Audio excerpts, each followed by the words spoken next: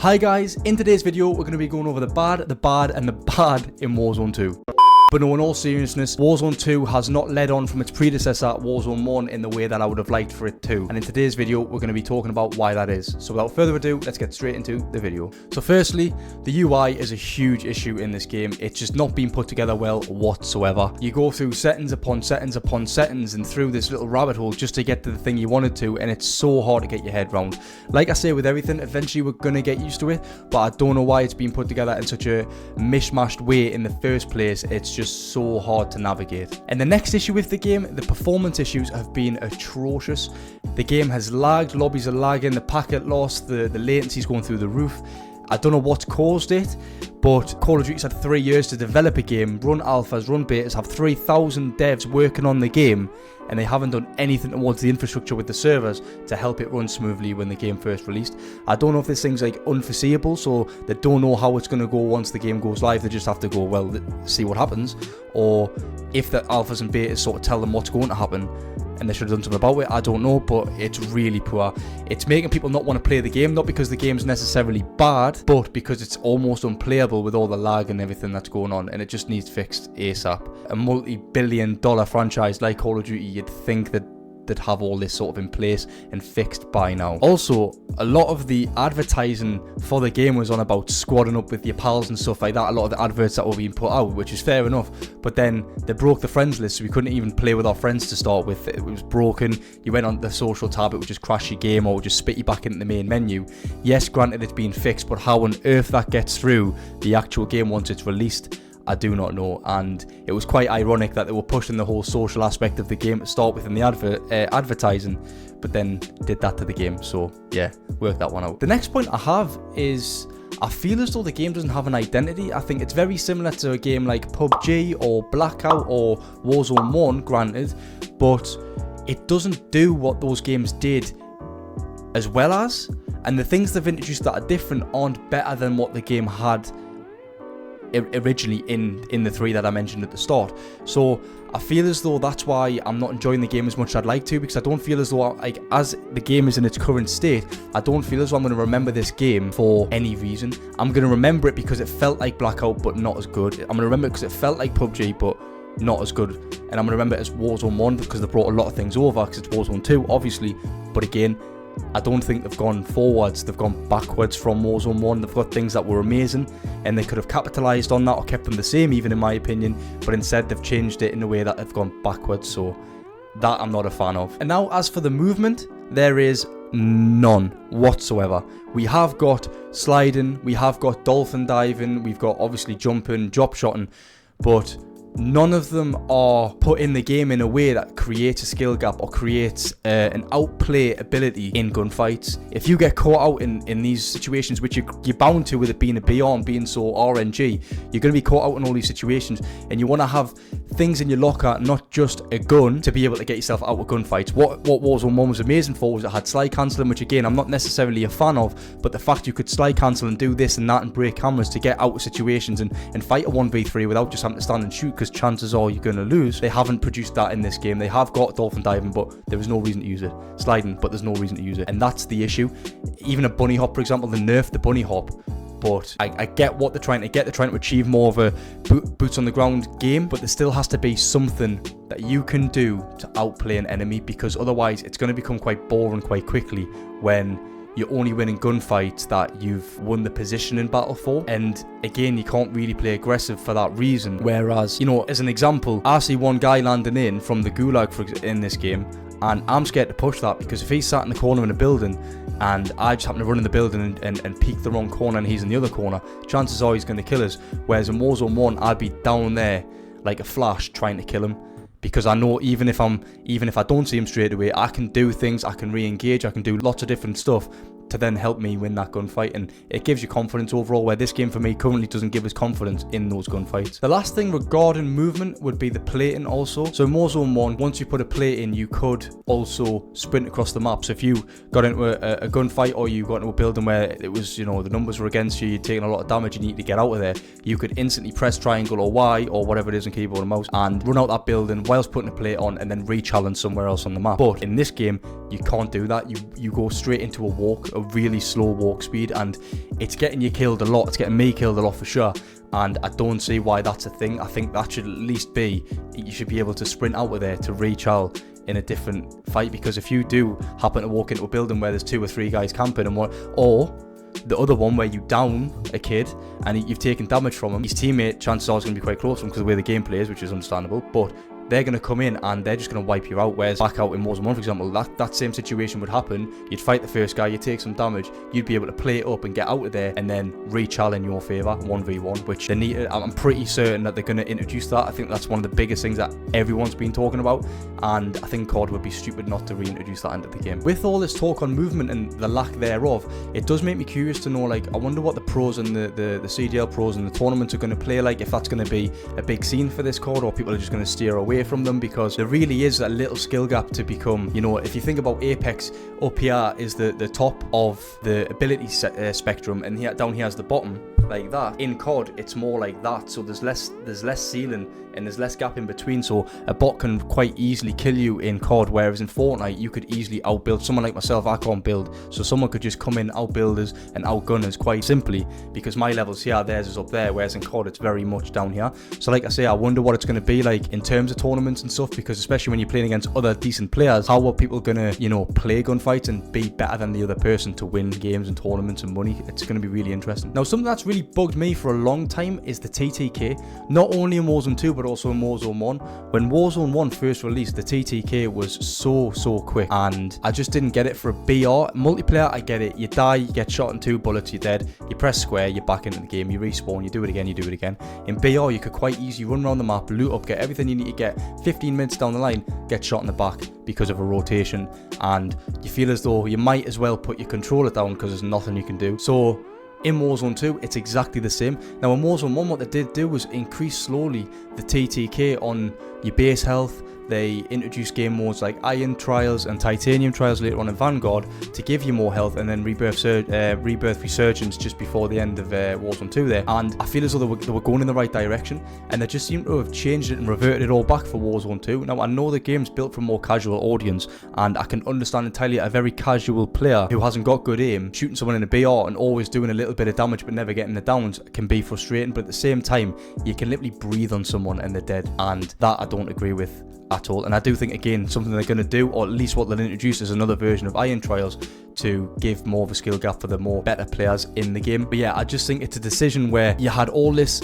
knowledge, research, and you've tried pretty much everything from the old COD, seen what it's been like on the community, and then in my opinion haven't really listened to anybody, and then reverted it back for no good reason other than the casual aspect of it, which I do get to an extent, but it's still a BR, and BR, you have more health just in the nature of how the game plays. I'd like to see that changed in the near future. So while on the subject of TTK, something else I really don't like what they've done with the game is they've added a system by where you have 2 plates at the start of the game like you did in Warzone 1, but the only way of getting 3 plates and getting fully healed up is by finding an armor satchel on the ground. Now in Warzone 2, if you remember, obviously everyone had 2 plates. You could put a 3rd plate on as long as you found a plate, and an armor satchel would just give you the capability to put more plates in your reserve, right? Which completely made sense for me. But now the way they've done it, it means there's more RNG into a game, where if you get into a gunfight with the already quick TTK with someone with 3 plates and you've only got 2 plates on, chances are you're going to lose that gunfight. Obviously there's scenarios where you might hit more headshots or they might miss loads of shots, but on the most part it creates an RNG situation where you just don't need it. You know, you want a more level playing field and everyone has the same chance to fight each other. Again, in Warzone 1, stop and power rounds, no one liked them. If you had stop and power rounds, you were walking around verdansk like a god waiting to see someone and kill them, because you knew that chances are, because you had stop and power on, you were going to win that gunfight. And they took it out of the game, to be fair to COD. It took a while, but they took it out because I think they realised that in a BR you can't be on having things like that give people such an advantage, because at the end of the day, like I said earlier, you can't just press square and respawn. Obviously, you've got the gulag and buy stations, which is amazing. But overall, like I say, 20 minutes down the game, and that happens to you, you're back to the lobby and you're starting again, and it can become very frustrating very, very quickly. So that I don't like either. So again, as for the looting system goes, they've changed it from the old vomit loot system by where you kill someone and all the loot just goes around in a circle and you just pick it up and change weapons. And they've tried to slow everything down with this game, which you can clearly see with the looting system. You now got a backpack, but it's incredibly hard to navigate. Again, it's one of them things where you will get used to it, but it needs to change. It's very complicated. It's very hard to get your head round, and yeah, it's shared with that, with like picking stuff up off the ground and you don't know what you're going to pick up and what you don't pick up. And like another stupid thing, that you go to a cash till and they have 3 sections of like $500, for example. Why not just put $1,500 in the cash machine and in the till, and then just press once to pick it up? Everything's slow and has extra steps to it, and it's just not very well streamlined. Again, not to say that it can't change. In Blackout, they had a backpack, and to start with, it was pretty poor because you had to like go across each individual thing. So if you kill a guy and you went in his backpack, you don't actually know what's in it until you've gone across the whole thing. And later on in the game, they did change it to more of a grid style, so you had each thing you could see in front of you and you could pick up what you wanted. So the scope is there to change things and make it more streamlined, but it's just making that happen because at the minute it's very, very complicated. So for my next point, I think this might divide opinions a little bit, but the new gulag for me, again, I personally don't like it. The reason I don't like it is because we've gone from, again, as a system from the first gulag where it was a 1v1 with X gun, with X tactical and X lethal, and you went up 1v1, mono v mono, and you fought the guy, and the better person tended to win, okay? And that's all it was. In this new gulag, however, you got a 2v2, so if you get like a rubbish teammate, you can pretty much be carrying them and end up in a 1v2, which then the odds are stacked against you.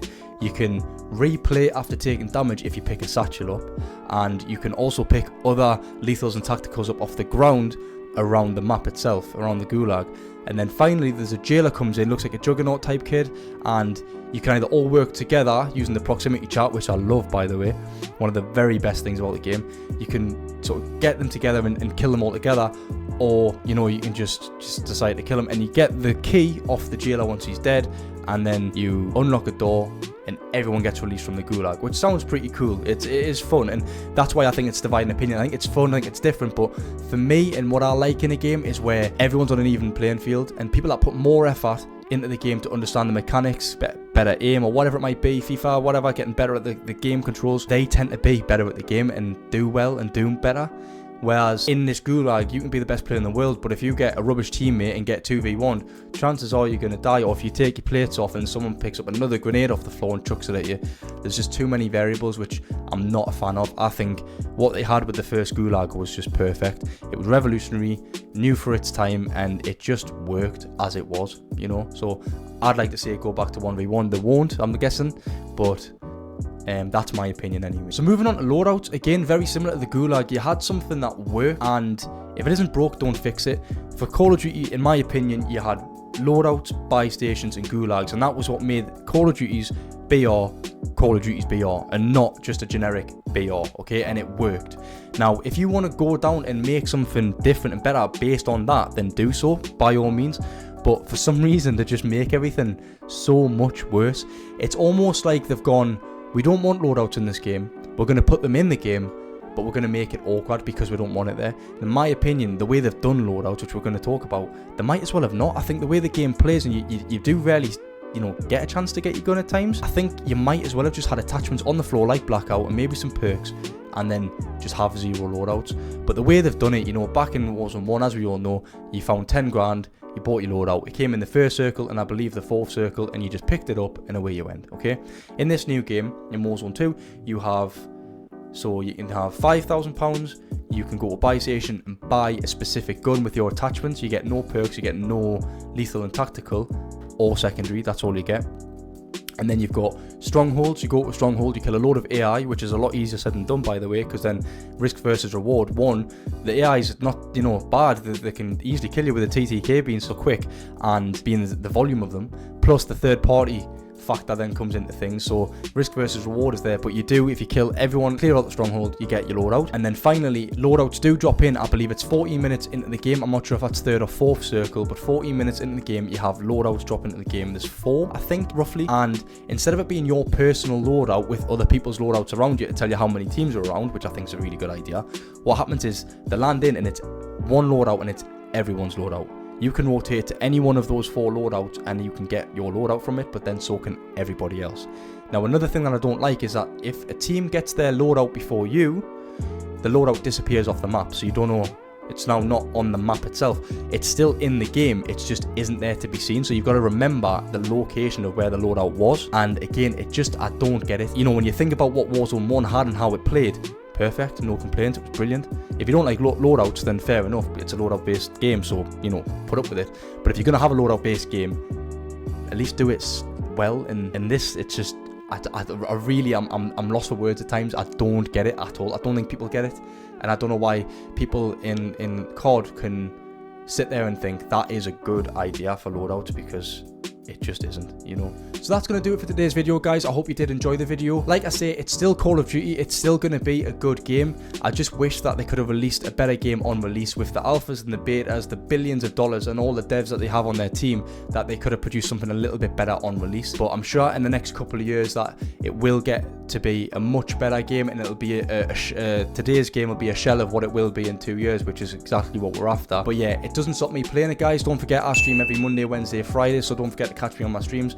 And I do still enjoy the game, and don't think that I'm being all negative. It's more of a love thing that I'm doing here, because I do love Call of Duty. I love the franchise, I always have, and I just want the best for the game, and I want to be able to sit and play this game for 24 hours straight like anyone else that loves COD does. And at the minute, they're producing things that make you not want to play the game. So that's why I make videos like this, not to be a negative person and constantly bash people and things and franchises, but it's just because I want the best for the game. But enough of me rambling on, guys. Don't forget to like, comment and subscribe to my channel, and I'll catch you all in the next video.